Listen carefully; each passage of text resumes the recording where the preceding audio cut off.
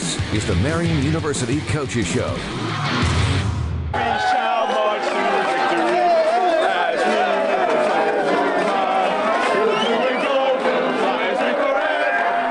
That's a voice only a mother could love, and of course all Marian University Knights fans.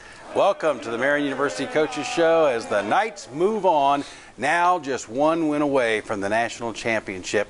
Third time in 4 years your Knights are at the championship game. I'm Will Hampton. This is your head coach, Mark Henniger. We said several weeks ago that if we got to Daytona, we'd do another show. So we're sitting on the sofa, so you must be in the national championship game. Yeah, right? I'm okay with that now. I wasn't real happy with you making that comment at the time. One week at a time, but we're here and I'm really happy for our players and our university. Well, you guys have outscored opponents in the postseason 119-24. You are playing some great football. They say you want to be peaking at the right time, and the Knights certainly are. Yeah, we're playing well right now. I mean, our guys have, we've worked a long time to get to this point, and they're really focused and they're driven to, they're goal driven right now. They have a goal in mind, and we've been working for this goal now for 12 months, and so it's good for us to be playing well, and yeah.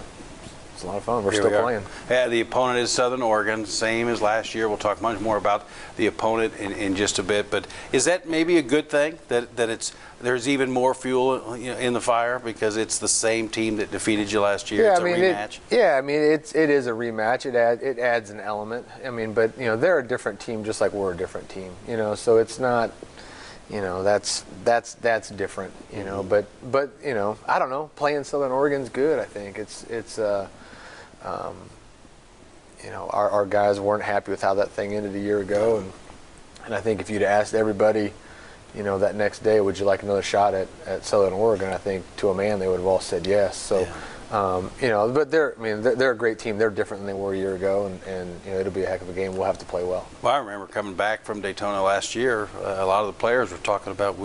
I said, how much time do you take off? When do you go to work? And they said, tomorrow. We start work right away. We did. And that's exactly what happened with this team. Yeah, we had a lot of players that, we got back on a Saturday. We had a lot of players in the weight room there on Sunday. So it just, they talk about working like that and working towards championships, and they actually, they do. They work at that level, and very proud, and I'm happy to be associated with this group of guys. Well, let's show the viewers how we got here. How did you get to Daytona? It started in the snow on November 21st. You remember this far back, Coach? This was November 21st against Campbellsville, and you just did it. I mean, the defense was outstanding. The offense, unbelievably so, was able to do some things. 456 yards of total offense. The snow didn't seem to bother you guys at all. It didn't. I think it added a neat element to that day. I mean, a playoff game, and how many opportunities do you get to play in those types of conditions? And I think our guys just really had fun. Had fun playing the game of football. And special teams got involved, and that's kind of been a real mark of this whole run in the postseason. The special teams. Yeah, I mean, we're winning. We're playing well right now because we're playing well in all three phases of the game. And that includes special teams. We got guys making plays on those. Won that one 44-7. Then you go to home away from home, Iowa, for you guys. As you go to Grandview, you beat them 30-3. Krishawn Hogan, 4 touchdowns in this game. Gibby had 94 yards rushing, and there's the big man, number 6, Beckford. Did it again on defense. Yeah, playing again, another great team win. We played about as well as we've played on defense that day, and same thing offensively. We had explosive plays during the day, and we were able to capitalize on some momentum opportunities. And that's a good football team we beat right there. Yeah, beat them 30-3, and then arch rival St. Francis at their house. There we start with defense. 7 sacks on the day. Dwayne Beckford doing it again. Offensively, Krishawn Hogan, 6 touchdowns in one game. Yeah, that's a career's worth of touchdowns for some guys. So it was a pretty good day. We played. We had a lot to play for on that day. I mean, obviously you're playing against your rival and everything that was at stake. I was really proud of our team for being able to put away all the distractions and just go out and play a great game of football. Final score in this one over St. Francis, win it 45-14. I got a chance to talk to a couple players afterwards, and they know where they are and where they sit right now. Yep, one more win and we get the championship. And I'm just happy. I'm sorry, I can't even talk. I'm just so excited about this and finally get to go to Daytona. Man, I've never been down there, so it's just a a really good feeling right now. I mean, this was never the end goal. We've been working for it all year to get down to Daytona, and not just to get there, but to win.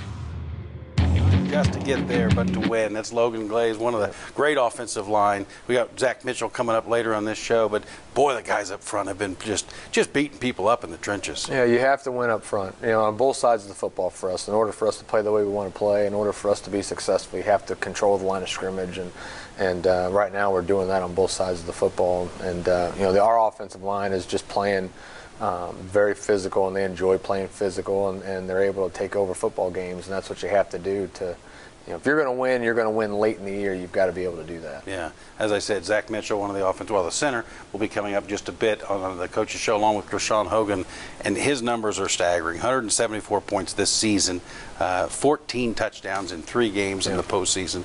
I mean, is there any more that you can say about the guy that should be the NAIA Player of the Year? Yeah, I mean, I think he's the most explosive offensive player in the country. I don't, you know, I don't know. If there's somebody better than him, I hope we don't play him. You know, is basically what I say there. So he's done a great job. Did a great. You know, he was a very good player a year ago. Worked as hard as anybody we have in our program to better himself over the off season, and he's, you know, starting to reap the rewards of the hard work. So Krishawn and Zach are standing by, but first we're going to go back to St. Francis and a little tease with the fans. The fans were great. They really were up there in full force, and of course it started with a Marian University tailgate. You gotta live it up. You only live once. Enjoy life. Hey, we're here to support Marian. Go Knights, baby. How you doing? There was only 2 people. We have like the Seculas and Caleb Schmall, kids that played first in the past that live in the area now or work here. They come back. And so in the 9 years of playing football now, we're starting to see a legacy. What we got here?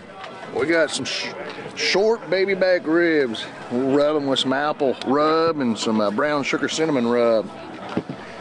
Hopefully it'll be delicious. We'll have a good old game time here. He's still with us every day. Every day. He's going to be sitting right next to us. We're rolling. We're rolling. We're not done. More work to do. Daytona Beach, baby. We're going.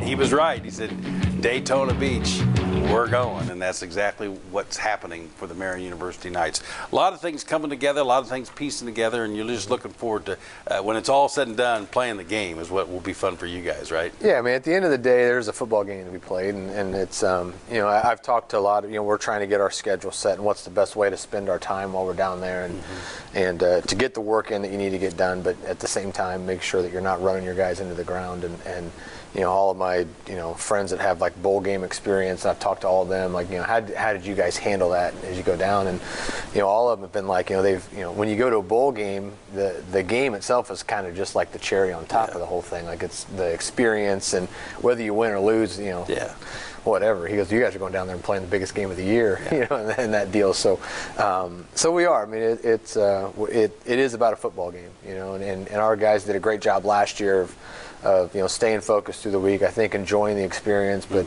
understand that we're going down there with a job to do.